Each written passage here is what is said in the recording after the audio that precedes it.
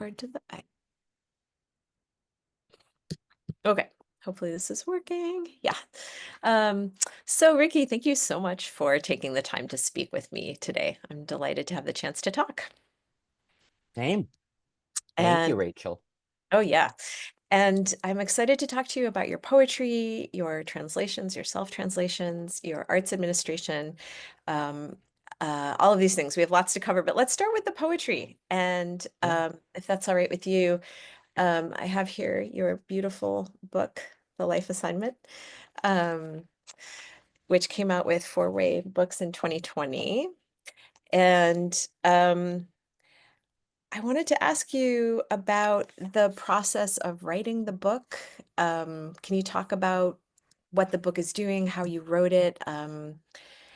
And of course, want to discuss the self-translations of and your, course. yeah. Um, so just to say hello to the archive. Um, I am happy to be here with you, Rachel. Also, for those scholars in the future, I am um eating as I answer or between the answers. Um, We're keeping it that's part casual. of our this is part of our humanity, right? Yep. The work that we do between nourishment, right? Um, but thank you for asking about the book. The book took about 15 years, maybe a little bit longer to write, for the simple reason that I hadn't really found my form. When I speak to young poets about the first book, um, I generally tell them to be aware of the real necessity for the poet to find their form. Mm. And for me, my form came, and I have to be very insistent on it because if my life is proof of anything, it is proof of reaching a point of some point of, I feel like there's a lot of transit till I reach a moment where I can look back, Mm. take stock, and then proceed. Uh, so in many ways, what call it difference seems to really really inform everything. Um, um, and the connection may be a little unstable, so Yeah, Rachel. I think I missed just one thing you said. If you could just repeat the thing. Yeah, so I feel like my life in many ways resembles the Stations of the Cross. And the reason I say that it's because I grew up with Catholic imagery, and not to say that we're constantly suffering, but it seems to me that Stations of the Cross is a good framework to understand movement in life. Mm. Um, uh, and And so when I speak to young writers, going back to the point I wanted to make, um, I I think I was ill-equipped as a young poet um, to see myself as someone who had the potential to write a book.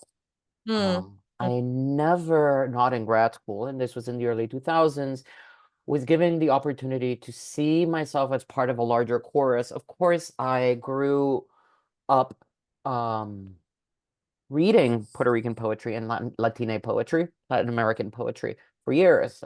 I remember when I read Neruda early on in high school, and it just swept through high school, my entire high school. Mm. Um, and that's partly due to the fact that, many of my classmates, I went to an all boys Jesuit high school, so Neruda had a very specific use for them, Mhm. um, and his love poems.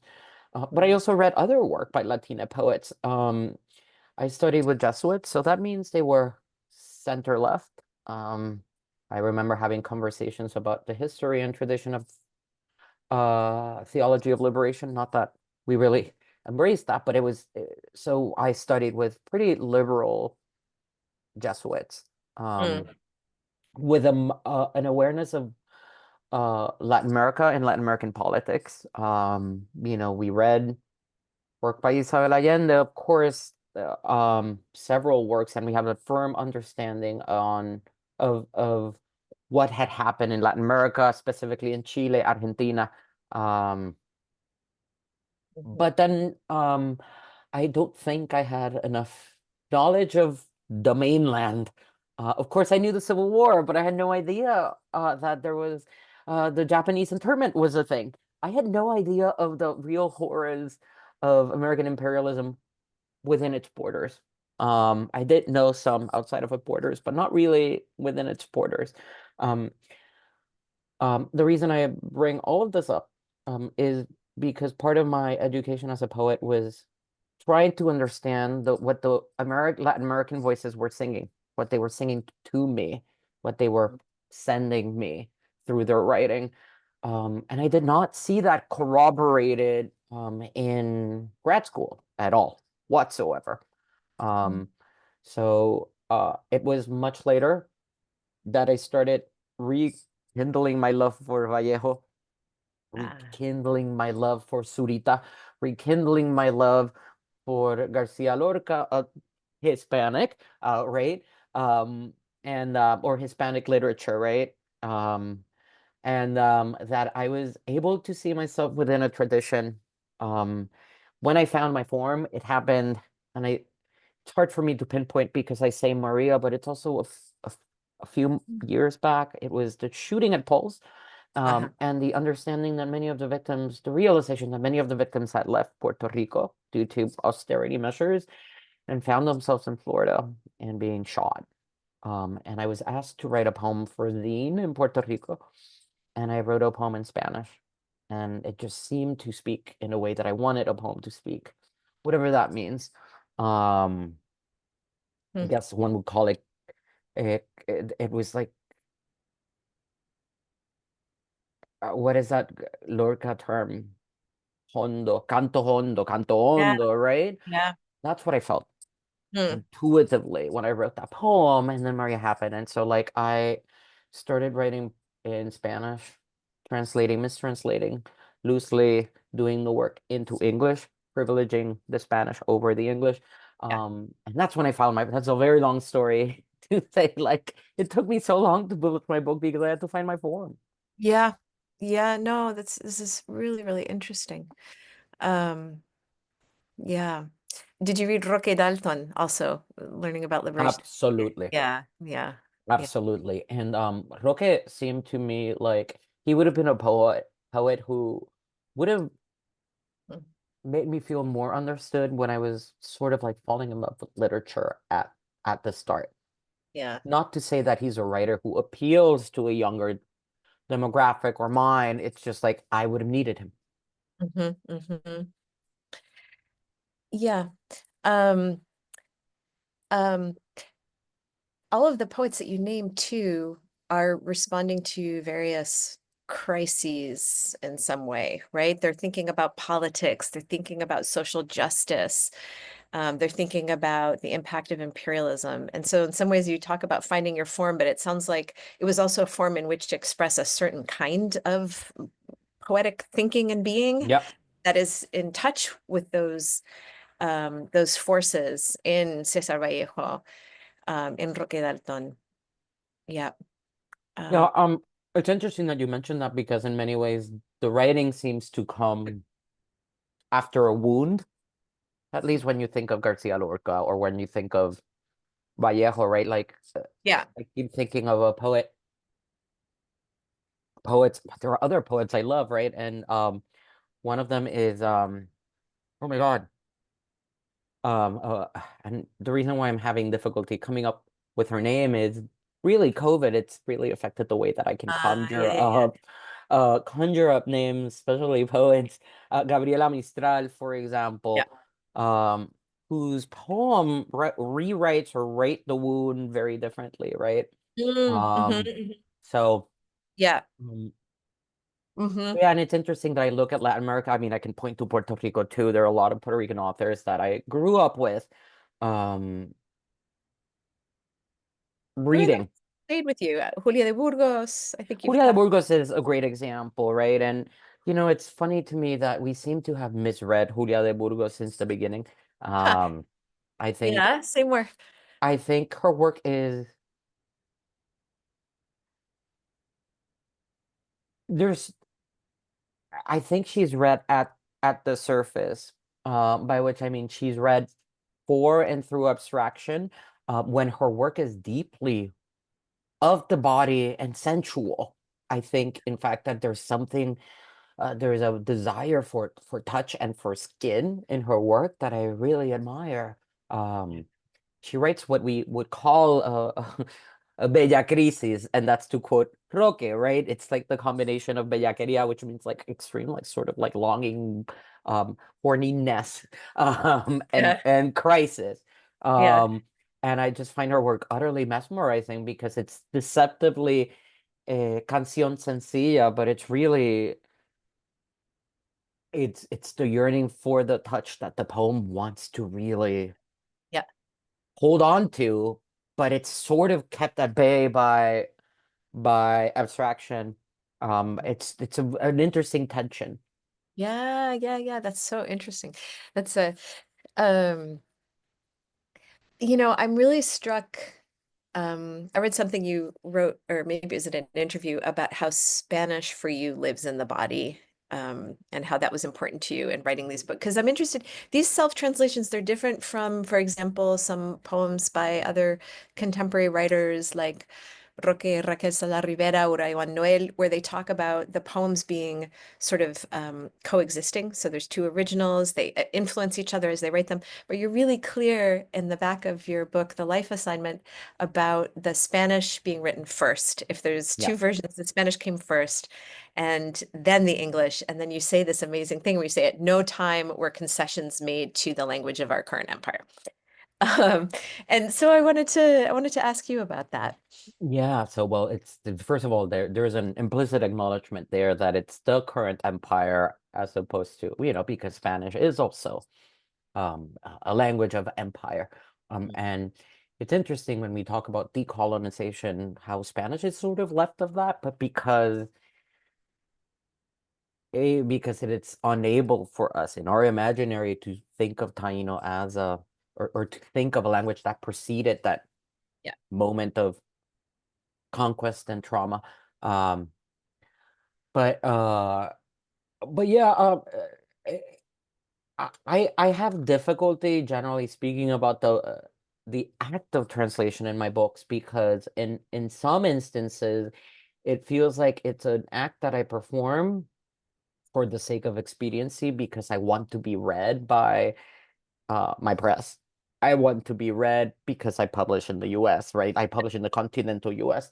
Um, I want to be read by my colleagues, but that's secondary to me, and that's why in many cases I will mistranslate. I mean, sometimes I will mistranslate on purpose.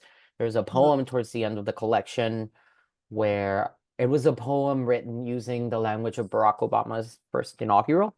Um, and America, America, right? That's the title in English, Yep. Las Dos Americas, it's in Spanish. And so there's a shift of perspective in the Right. poems, right? Right. Um, uh, there's the we in the English, but then it's written from another point of view in the Spanish, right? It's a they, we are looking at them. Yep. And that was intentional. But then there are Yep. other instances in which I don't really, I mean, I see translation as an act of complicity. Mhm. Um, and so as a thinking being or a being who thinks through always his complicity with the state through work, through Yeah. grants. Yeah. It's Yeah. something that makes me feel very uncomfortable. And so that's why I go about at times like being lazy with the translation. It's it's it's an understanding that the rigor for me is important, but it's privileged towards the Spanish over the English. Hmm. Hmm. Well, I mean, you're very modest. You say you're being lazy or they're Yeah. intentional translations, but like to me, it just looks like amazing creativity in both languages. Mhm. You're making good poems in both Yeah, languages. I'm trying. I'm Yeah. trying. But I like that you signal to the readers, if you get to the end of the book and you look at the notes and it's like, oh, there might be intentional mistranslations. So it's a provocation, right? Like Yeah. go find them, see what you think of them. And Mhm. that change of, I noticed that change of the we to the they in the Two Americas poem. I was wondering about that. Yeah. So there's like, there's things, you've planted things for the reader to chew Yeah. over. And if they have access to both, they can kind of make something of that, of what you're getting Yeah. at. Yeah. And I'm also planting things for myself. So I'm Mm. hoping to finish my second book during the holiday break. And Hey. what's really pushing me forward is it's one generative question, which is like, what does the second book remember about the first? And Love so that. I left clues for myself in the first book that I need to revisit, retomar, right? Porque es necesario, porque like la mente siempre va a recordar. I'm a Capricorn, so I wake up at 3 in the morning going, oh shit, what did I say 15 years ago? It still haunts me. And Yeah. I think the book is sort of like that. I look at some poems now and I go like, oh, why? Right? Yeah. And let the book be, if nothing, let the second book, if nothing, be a record of how I wrestle with what I articulated in the past. Mm-hmm. Isn't this what so many poets do? Just you're writing the same book your whole life, Hmm. right? It's Yeah, just one big book. I mean, that's what Mallarmé said. That's what exactly. Whitman said. You know, Marguerite Duras and Montgelas. I don't know. I'm just thinking about French writers right now, but you know, who just like obsessively wrote the same Hmm. book, and even if Hmm. it looks like different books, Hmm. it's still part of the same I project. mean, I was right before I left the 92nd Street Y for the academy, I had booked this class with Lila Assam Sangane, great, great writer. And I had specifically scheduled the class on Duras. And I just, because I felt like I had to revisit that very same impulse to revisit, right? To write as a way, or rewrite as a way of writing. And I've changed jobs, so I couldn't attend the lecture. But I'm a Ah, big fan of Duras. that's interesting to know that that's part of your what you're thinking about now too. Like, can you Yeah. share some of the, if they're private, it's okay, but any of the clues or the things that you left for yourself in this book that you're picking up again? So there are specific turns of phrases that will be recurring Mhm. because I still do not understand them. Sometimes I will write a poem for the sake of fulfilling some kind of somatic experience with the language in Spanish that I will keep because it is interpreted by the body that I still need to think through in the second book. Uh-huh, that makes a lot of sense. Um, Yeah. yeah, I noticed you have at least twice, it seemed to me a call out to Pablo Neruda because it says me explico algunas cosas or yeah. me explican algunas Mhm. cosas. Yeah. Um, So that poem came as a response in to an exercise with Daniel Borsutsky, whom you may uh-huh. know. He invited us to at Cantomundo write with certain texts around us, right? Surrounding us. Like I write, and that workshop was very helpful to me because if nothing, it helped me sort of like articulate how I also write, which is surround yourself by books that you want to write against, write with, write in parallel. Um, and I explain a few things. Yo explico algunas cosas, ¿verdad? That's a poem that I that feels like a knife and a wound at the same time. Mm, mm, mm. That's so interesting. So yeah, Yeah. So it's keeping you company as you're writing. yeah. Yeah. Oh, I'm so excited to see your new book. Yeah, well, this is, I can share this because hopefully my book will be done by the time you manage to find an excerpt. But like my next book, which is untitled, I'm thinking really about order as a way of rethinking the book as I see it now. My hope is to have the real center of the book, let's say it's like 48 pages, will be in Spanish, en el medio. Y Okay. entonces las primeras 24 páginas es la versión en inglés y las últimas 24 páginas son en inglés. Uh-huh. So that's para que el corazón del poema exista, Yeah. el corazón del libro sea en español, pero entonces lo que estoy enfocado ahora es en entender cómo es que, how do you on-ramp and off-ramp from that Right. experience? Yeah. So, That's so interesting porque me llamó mucho la atención de que porque haces una cosa muy insólita aquí, mhm, que tienes el original iba directo a la traducción. Mm-hmm. Otro título, hay los dos títulos encima de la Mm-hmm. página y entonces realmente refuerza la idea de que sea un solo poema, ¿no? Yeah. Ya, Yeah.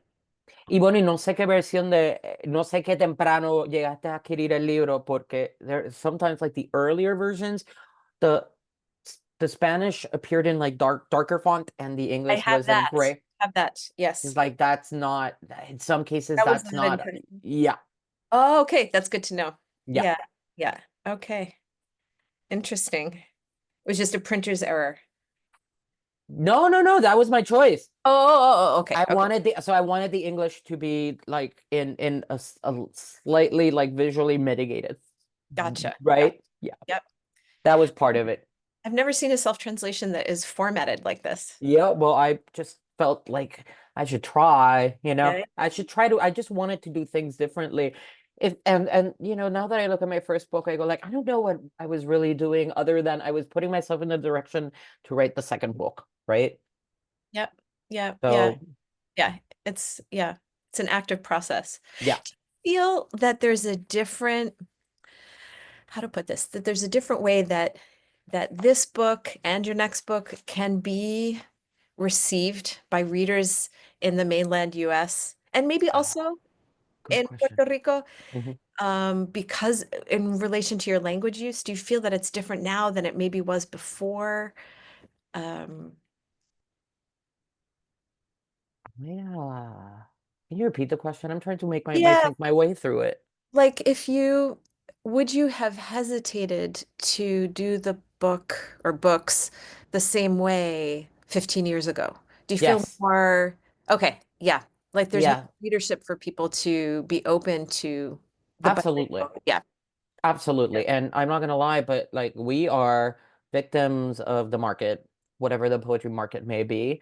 And I don't necessarily mean, job wise, although that's part of it, but like what appetite there is Yeah. and what, and it's an interesting word, but like what appetite what, because it's, I think, untrue to think of a market as something that we react to, that is being forced upon us, because a market is something that we built ourselves and we participate in. So I feel like what the market was asking of me was Maria poems. Uh-huh. Um, and Hmm. so I had to put those in the book for many reasons, one of which is I was still trying to figure it out. I was still trying Yeah. to write it, right? To write the disaster. Um Yeah. and uh I'm now thinking of Bishop, but Right, yeah. but right, so like does that make any sense? So like I feel like Yeah. I had to, it was Maria, sadly, Mhm. and the work that I did with other colleagues like Roque or Karina and Erika, right? Like that's what Mhm. really Mhm.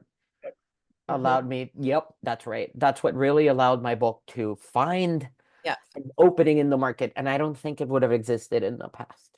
Uh-huh. That's so interesting. So you're really drawing the line too to like Maria and sort of the cultural responses to it and Mhm, also maybe just social responses. mhm, yep. Yeah. Yeah, yeah, yeah. Yeah, so Puerto Rico en mi corazón. Can you tell me a little bit about how this book came to be, the Hmm. first broadside version of it? Yeah, so that this was really reactionary work, by which I mean when I think of Maria, I think of what people, like there's a stock imagery that people go back to, right? And that's the real complication of the diaspora, is that we're responding to mediated experience. But most importantly,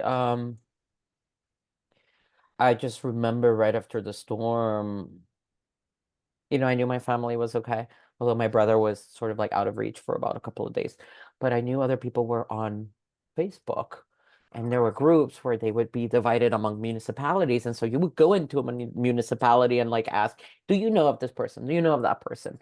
And then we started hearing stories about the real immediate need of many communities.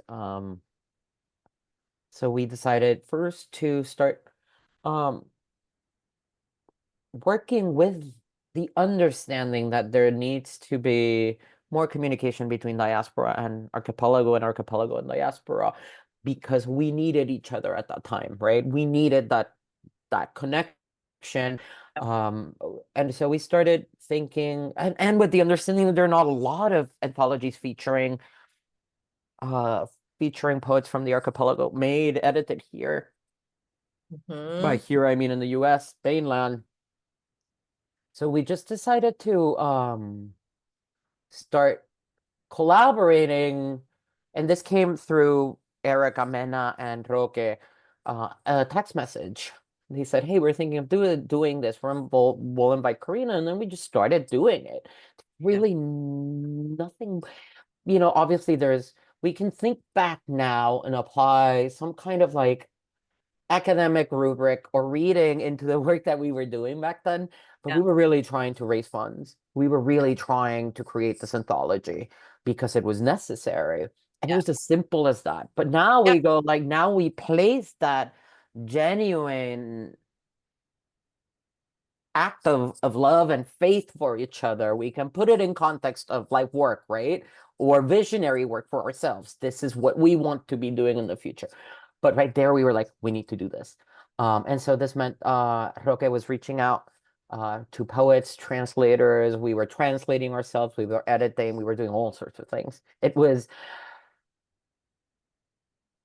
I have no words for how Mhm. difficult and beautiful it was. I Yeah. just like it's even those two words don't really cover Yeah. it. It was hectic. Um, it was desperate. It was Mhm. fun. It was sad. All of that at the same time. Yeah. Yeah. Because you were doing it right in the moment. You were still Exactly. trying to find loved ones. People were Yes. still obviously without electricity, without running Well, water. that and also like towards the end, right? Because then like that project extended, but then it's like then it became like the desperate need to find a translator for this poet or a poet for this translator. Yeah. Yeah. So that's why it was Mhm. strange, like desperate and hectic. Yeah. Um, Hectic kind of weaving, right? Like you were weaving exactly. together, like you said, trying to connect people from the archipelago, from Exactly. the diaspora. Yeah. Hmm. Yeah. And each poem in this book appears in Spanish and English, either translated Absolutely. one to the other. Absolutely. Because generally translations, it always seemed to be that translations were sort of like privileged. If it's into English or into Spanish, right, generally you're privileging something. And a lot of translations of Puerto Rican work was work from, let's say, the New Rican movement, Hmm.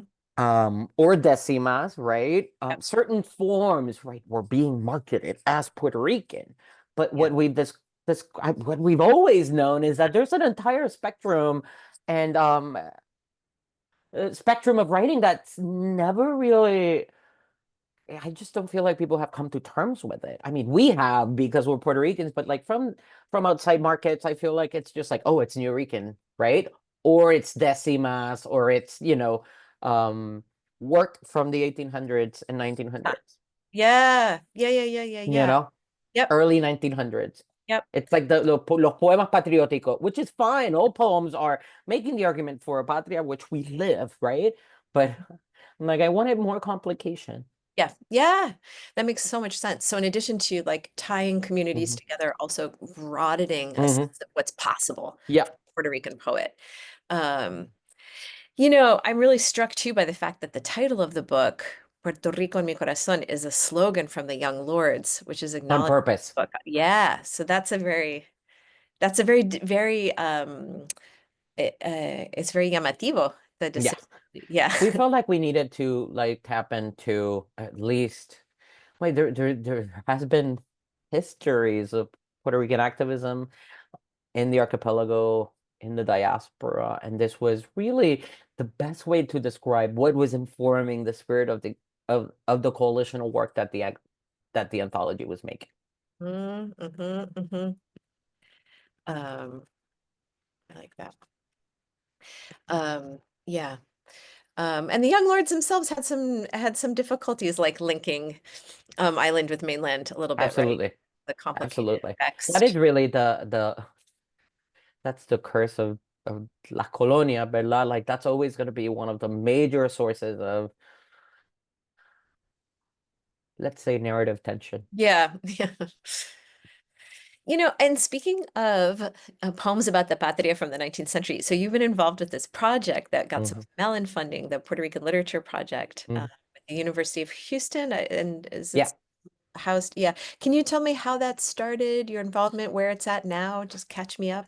it And was, yeah. So it started in conversation with Roque and Claire Jimenez. Mhm. And thanks to a connection that was made between the three of us and University of Houston. Claire had a seed grant to start working towards some kind of Puerto Rican archive. Mm. Um, and it was just a lot of conversations and refinement. Where it's now, we're still doing work. Yeah. And as everyone will know, it feels like we're juggling 85 different things. If we write about, say, the life of A, we're also writing about the life of B and the life of Z and the life of Yeah. M, right?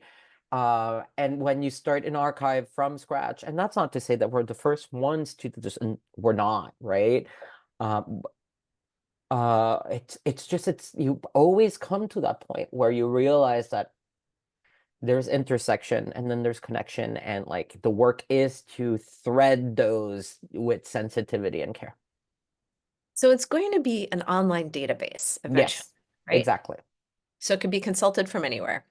Absolutely. And it's free access And to, it's yeah, access. Yep. And it's a digital, so you're digitizing materials. Is that part we of the? have digitized materials. We have included poems in both languages, in the same way that we did for Puerto Rico, Mi Corazón.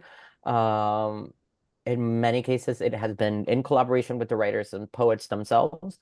Mm, And then there's obviously some materials that were dug up by Roque in Puerto Rico. yeah. Um, Old anthologies, for example. What's the kind of projected timeline for the project right now? Does it have like a launch date or is it already? We hope it will go live January, February. Oh, Uh, okay. Soon. but Yeah. it needs work, right? It will always need work. Yeah, but it's coming. It's around the corner, but it requires it. I find myself saying this often to myself, and I'm like, oh, this required more care than I thought it needed. Mm, Right? And just like everything has to be done with the respect and sort of like genuine spirit of like openness and love that the community never gets. yeah. Yeah. Do you so Puerto Rico has a very particular relationship with the United States. And there's maybe even more back and forth, Hmm. va-et-vient between the island and Hmm. than other Latinx writers in the US who have ties to other countries. And I'm just wondering, do you, in your time, just thinking back in the last couple decades, Hmm. being like involved actively in the poetry scene, like, do you see those relationships shifting or changing in any way? The I mean, the real shifts I have noticed have come as a result of deep political turmoil. Mm, Um, mm. and I think that there has been a movement toward collaboration, in response to, say, uh, the the first Trump administration, but also preceding that, Obama's policies within the borders, right? Um, and I feel like there is a movement towards like refining and re-understanding what the term Latino means, Uh-huh. Latina Yeah. means, what it could mean, what it leaves out.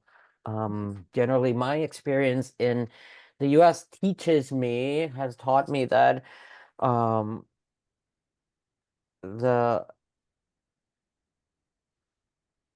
that in time many times that definition of Latinidad was primarily for certain Uh-oh. I think we might be censored. Uh, I may have can, lost you for a second. Oop, I can think you I hear lost. me? Yeah, you got censored suddenly. You said Ah. you said that definition is primarily for I just feel like the definition of Latinidad, can you hear me now? yeah. I feel like, so going back to my answer, I feel like there has been a lot of negotiation between communities about what Latinidad means.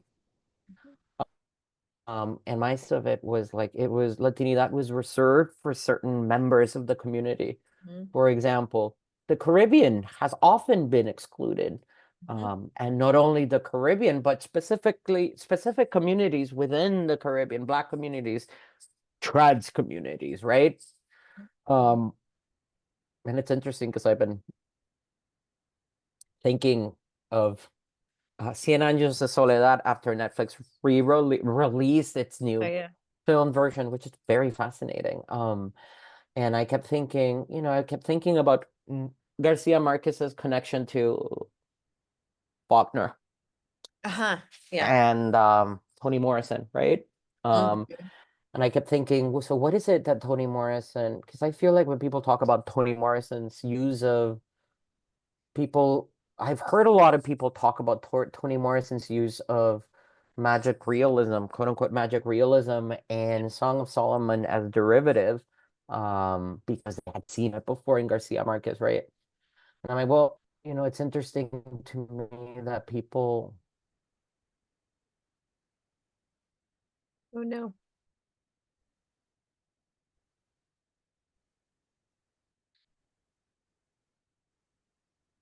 Mm. All right. dismiss. Oh, how about now? Just giving. Can you hear me? Oh, there you're Can you back. hear me? Yeah.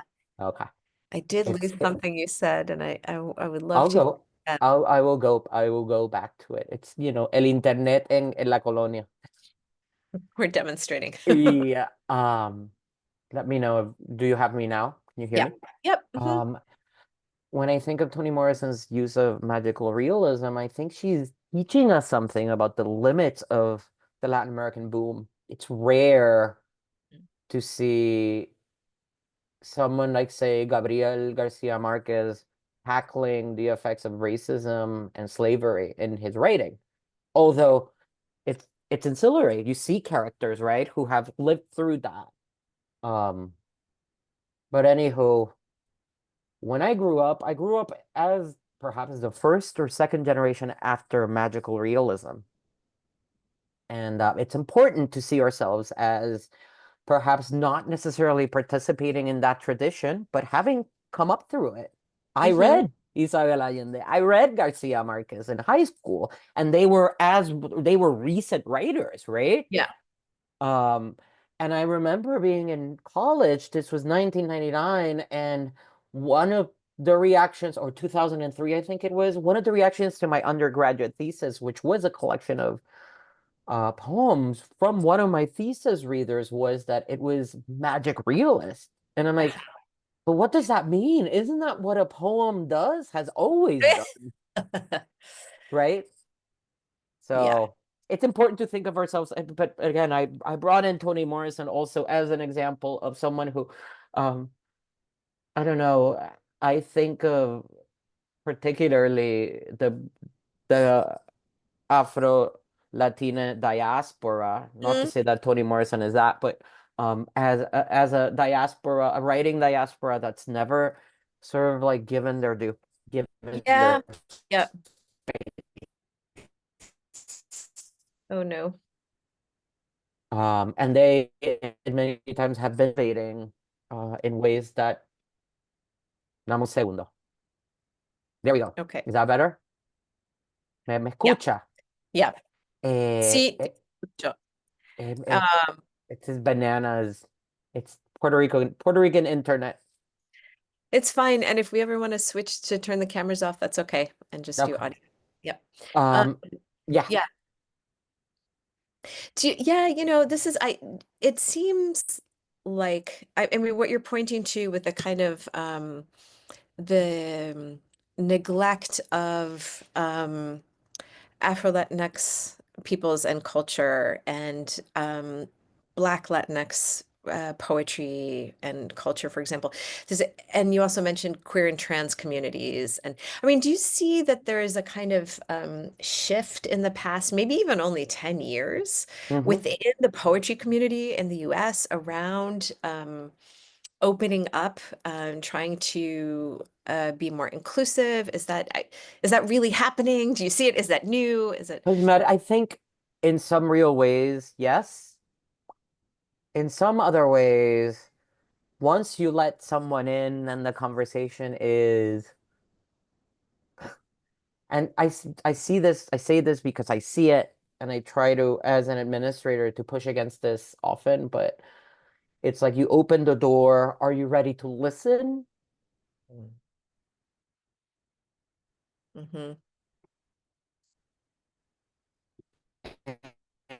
And the work, right? There's always going to be actionable work, things that you need to do. How about that?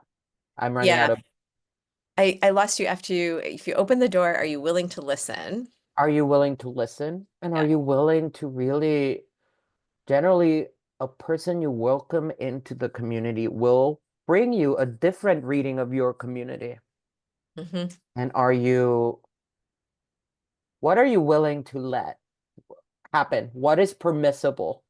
I Hmm. see that a lot of people made the argument towards inclusion in 2020, and but they will still draw borders around what's permissible, what can be said, what Yeah. can be shared, what Hmm. type of poem can be shared, and what type of poem cannot be shared. Yeah. Yep.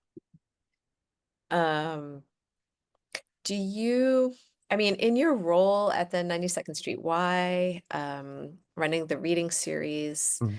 uh, and now congratulations, you're president and executive Ooh, director of the Academy of American mhm. Poets, an institution that has been around for 90 years. I think that's right. 90 years, yeah.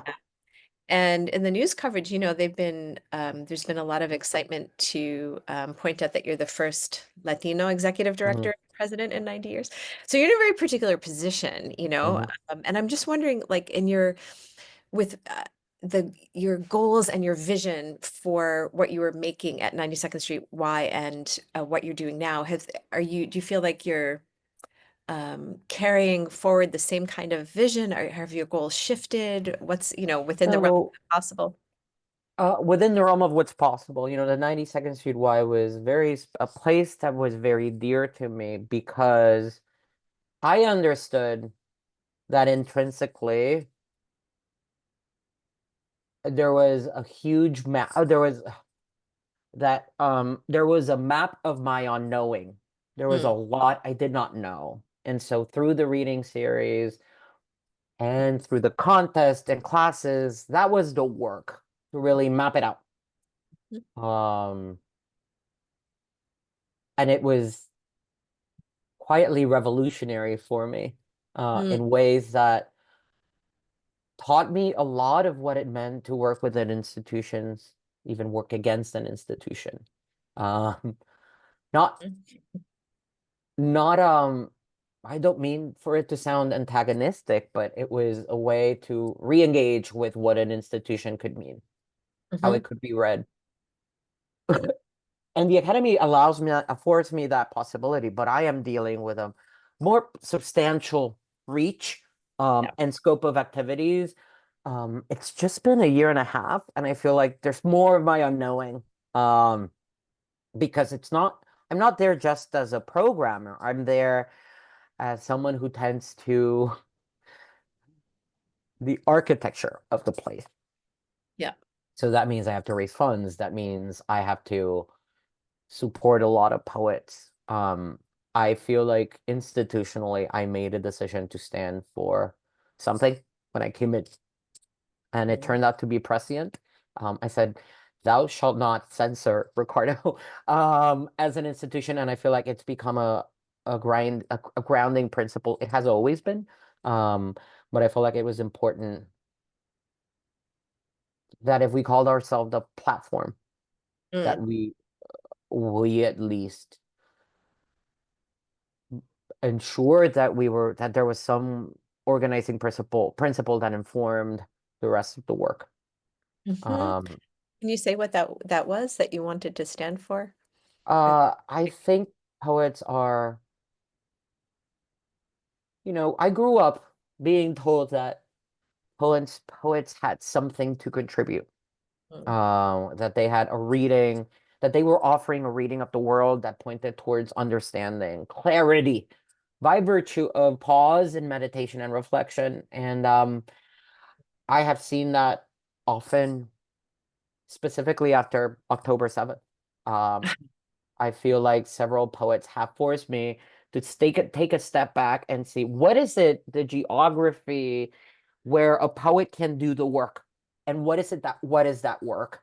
Um, and if the poet is here to build bridges, then what kind of work can they do as bridge makers? That's not to say that that's the only role that they fulfill, but I've realized that like a, a poem can be instrumental in coalition building, Huh. but that's not to say that the poet can't provide an answer, right? But I think that coalition building is perhaps the scope of work that we failed at as a community. Um, and um, and that's I feel like important to me, right?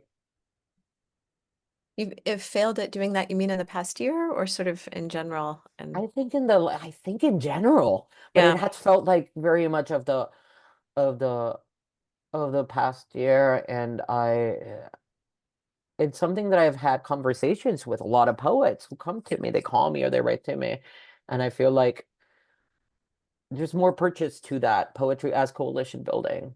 yeah, Um, yeah, in yeah. ways I never thought so, right? I always Mm. thought of the poet as a soothsayer, but it's really the poet as a coalition builder. Oh, I love that.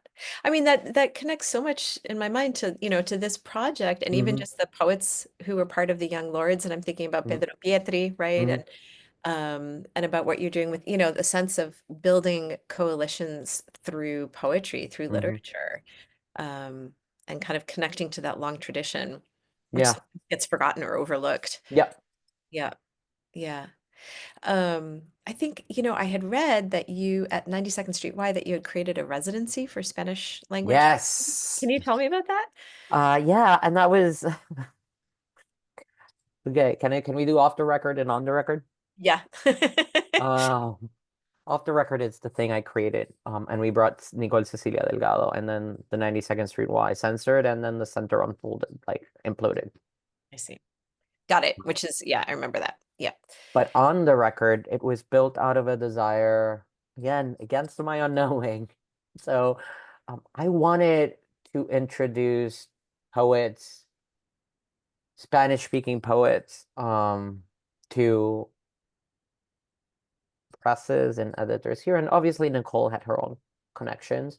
But the spirit was to really start reintroducing or introducing audiences in the US to Spanish writing, Spanish language writing. And so part of the work involved in Nicole's curation or invitation was to have her do work at the 92nd Street Y, access the New York City Public Library, access the reading, the reading stage, see what was being done, do some sort of event in community, and Yeah. then do some kind of event. And so that's sort of work that I'm hope to be doing through the academy in the future. Hey. Um, we'll get there, but right now it was Rachel, a real joy to see Nicole in that within that architecture, because the 92nd Street Y had a background, right, of a history of bringing poets and writers as residents, and Carson was one, for example. And so I was very much enthralled by the idea of making that possible. Mm.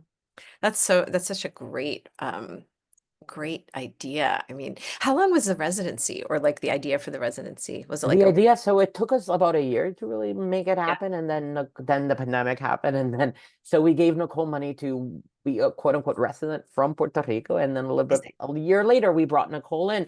Generally a lot of when you think of the Puerto Rican writer and residencies, many people will want to come to the island, and there's still like that weird like touristy thing where Yeah. everyone wants to come. What is being offered to writers from the archipelago? And I said, Mm, it's time to start bringing them in and letting them you know, have hmm. their way. And obviously, thankfully, Nicole had a book coming out with Ugly Duckling Press. So it just became, it was just perfect. Yeah. There, as marketing goes, there was synergy. Yeah. There was synergy, and it was really Yeah. beautiful to Yeah. spend the weekend with Nicole. And I Obviously think, Nicole, but like, go ahead. and she has started a sort of mini residency at La Exactly. Imprenta. So Hmm. it's Yeah. a parallel. Do you think, I mean, is that I read an interview that you gave about your goals for the academy and Hmm. expanding linguistic diversity in poetry. And so Yeah. I wanted to talk to you about that. And do you have like specific things that you're like, what does that mean? What does it mean to expand linguistic diversity in poetry at the academy? So because that's really so it's simple. I came into the academy, even my cover letter said, well, what is academy? What is American? And what is poetry? I'm not gonna lie, then when I thought of the term America, um, I'm there was a specific artwork um that came to mind. And it was Alfredo Yars, a logo for America. Yeah. Um, and I'm not sure if you're familiar with the piece, but this was projected in Times Square. Okay. And it was one of the image in the 80s, I believe, or early 90s, and one of the images was like a map of the United States, and it said, "This is not America." And Mm, then "This is America" was the continent, right? With the ah, hemisphere. And like that's yeah. what America meant to me growing up. Um, But even if we were think of America, if we were to think of America as the United States of, there is substantial linguistic diversity within our borders, Yeah. right? Yeah. And so like there were certain things that I've been doing to gesture towards that. For example, we do this great program called Dear Poet Initiative where we invite poets to read poems that we share with high school students all over the US. And then the students are asked to write letters in response. And then the poet will select a few, 5 letters, and write back to these students. Love it. And we share with everyone. And so like my dream was to start by like really rethinking what we meant by like America and linguistic diversity, right? As you said. So I had Nicole Cecilia Delgado and Mara Pastor be a part of my first sort of curation along with my staff. Um, and Chen Chen also, but Chen Chen did not read in Mandarin. But I think it was important for the students. There's something that reminds me a lot of like there's something about those work that reminds me of Baldwin. Not because I'm in any way, as smart as he was, but caring, I hope so. Um, you, I like to think that he was a big advocate of not like seeing yourself in the literature, but seeing your experience corroborated, Yeah. um, which is Yeah. very important to me, Yeah. because corroboration is more expansive.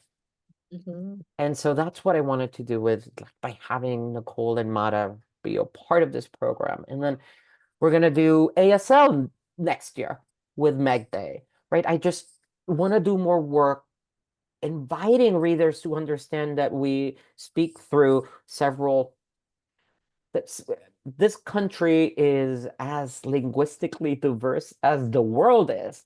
Hmm. Um, and so that's an example of the work that I'm trying to do. I would like to include more translations, etc. Um, more of a translation features on Poem a Day. We will get there. Um, because it'll be imperative. It has always been imperative. That's terrific. Yeah. That's great. I love both of these ideas. The Dear Yeah. Poet is wonderful for occasioning those conversations. Exactly. And like the joy is that we can occasion these conversations across age groups before, one becomes old and like not old, but like really set on like whatever definition of America there may be. Let Yeah. us go in and trouble it Hmm. um as early as possible. Yes, exactly. Did you say, I want to make sure I caught what you said before about when you saw Alfredo Yar's piece, a logo for America, and it says, "This is not America." And you said that reflected your idea of the hemisphere. Is that what you said? Or of, America as a hemisphere. as a hemisphere? Yeah. I mean, again, it's a very complicated term because it was an imposition too, right? But we gotta, if there is a term that corroborates as many of us, it's America as a hemisphere, as Yeah. a hemispheric identity, not unite, not a national one, right? Mm, mm-hmm. Mm-hmm. But let's Yeah. be honest, like when you say America across the world, most people will think of United States of too, because America holds so much soft power, real power, but also so much soft power in how it markets itself. Yep. Absolutely. Yeah. Um, yeah. No, and so it's interesting how you're saying to get in there through poetry to kind of trouble some of Hmm. those preconceived ideas. Hmm. Yeah. Um, yeah, I'm thinking about what you're saying. And you want to involve more translation. That's good news. Yeah. Yeah. I'm Yeah. that's funding dependent, but I'm sure it's gonna come. Do you let's see. Gosh, I just want to talk to you all day, but I also don't Yeah. want to take advantage of your time and your generosity. No, no, no, that's Um, fine. um, could you say a word about Canto Mundo and like the role that that has played, like for you, and if there's any partnerships with the Academy or with other things, and just sort of like, So, yeah, venues so and community about support. Canto Mundo, yeah, I mean, Canto Mundo is part of the Poetry Coalition, and that's a group that has Yeah. preceded my involvement with the Academy, but it's a gathering of nonprofit, poetry nonprofits as a way to share skills, and there's also funding for programming.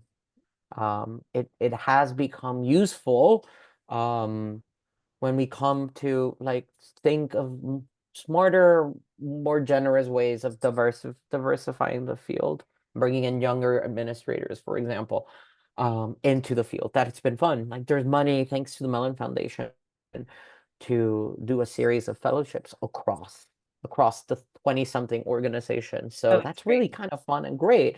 Yeah. Canto Mundo is very useful for me in many ways because, I told you I went to Colombia. I had there was one Latino in my class, the wonderful Yvette Siegert, still a friend, um, and a co-conspirator in that sense, right? And then there were, you know, the others, the others who want to be Latinos, right? You can tell, the consumers of Latino culture, without any kind of like real understanding of the history of that gesture, right? I'm like, come and be a part of our community if you know the history, right? If we know how we're interconnected, that's Mhm. always great for me. Like that's how we build coalition, right? But when people come as consumers, that feels a little cringy.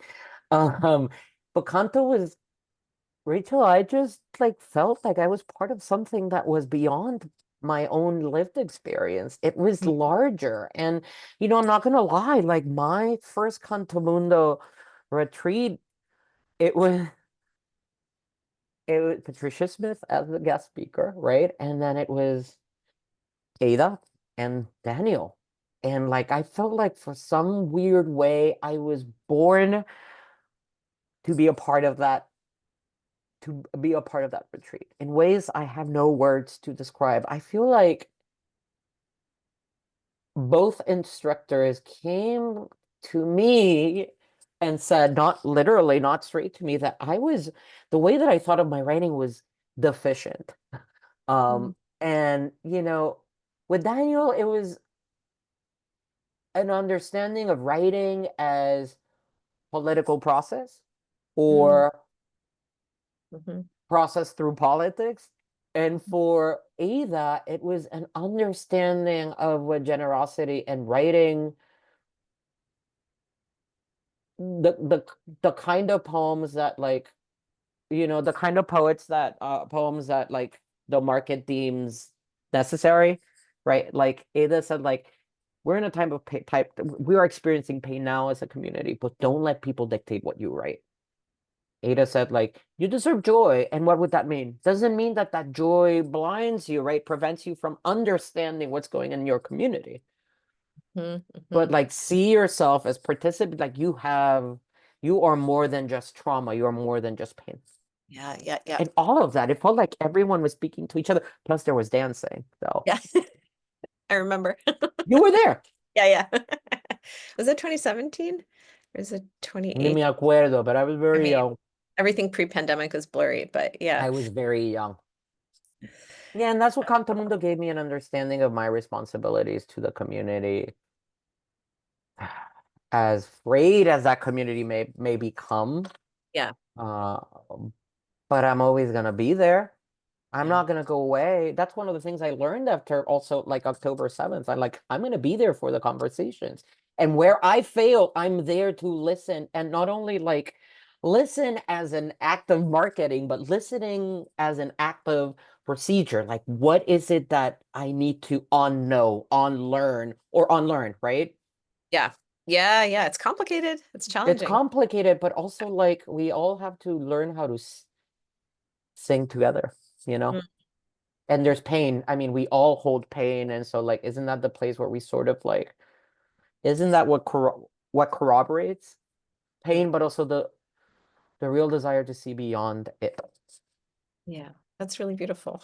And I'm trying. I don't know, but Yeah. failing and trying, failing No, and no, trying. no, no. No, that's really beautifully put. And I really appreciate what you said about what Canto Mundo gave you in terms of Hmm. community Yeah, and thinking about your writing. And yeah.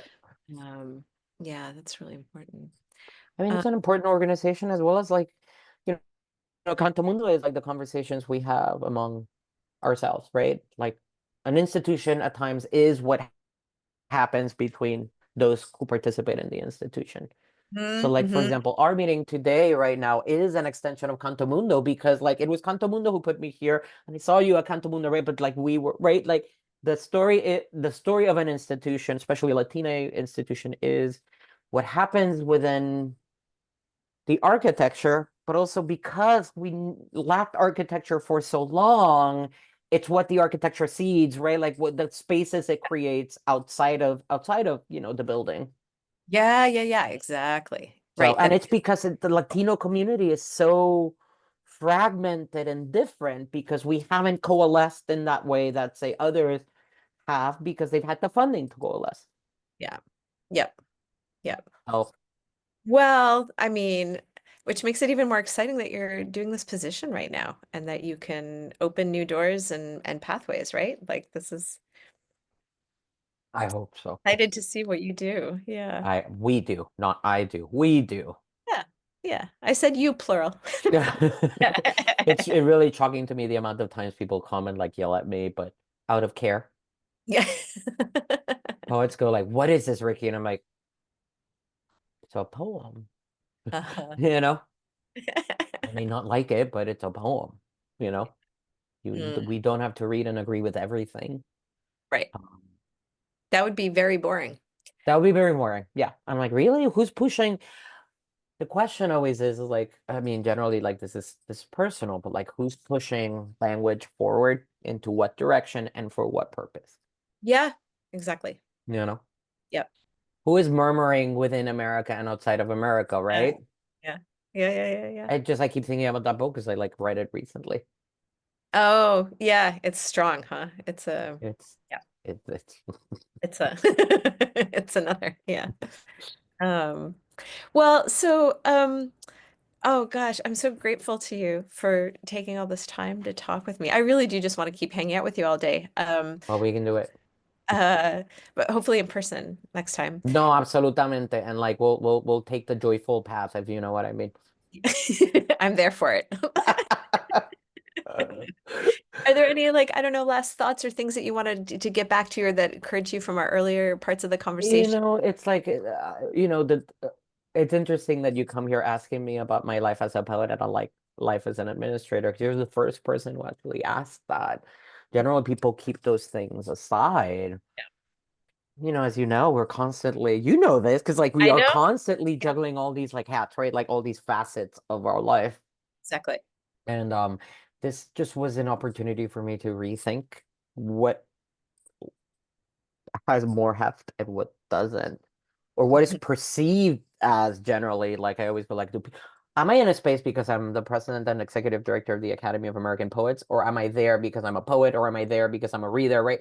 That's something I keep thinking generally about because people see me as someone make the assumption that I'm someone who craves power, and I'm like, that's not why I'm doing this. Yeah. I have no interest. Like if I had another title, I would love that, you know? Like I made my way through my career carrying tables and chairs up until the last day of my co-directorship at the Y. And I still do it at the academy. It's not like I don't move beyond like that's community work. It will always be community Yeah, work. Move yeah, chairs, say hello, yeah. buy a ticket, buy a book, you know? And I hope that I will never turn into that kind of person who thinks is above anything or anyone, Yep, you yep. know? Because Yeah. that's what poetry, that's the humility that poetry teaches me. I mean, for me, I always think about poetry as labor, a kind of labor, but that means understanding. It's one of the reasons I am afraid of AI because it has real labor implications. But like understanding that for an academy or any arts organization to be responsive, you have to understand that everyone is doing labor towards it, right? Hmm. Whether it is writing a poem, translating a poem, sending, right? Like we're all events. Someone has to bring the chairs to an Someone event. has to put the chairs in. I know, I put the chairs And in too. It's I do that too, part right? of But making that's poetry. Yep, exactly. That's right. yep, yeah, yeah. Um, well, thank you Yes, again. Auntie. I'm Yeah, around. You have my number, so feel free to like check thank, in. thank you. I'm going to stop the recording Hmm. so that we can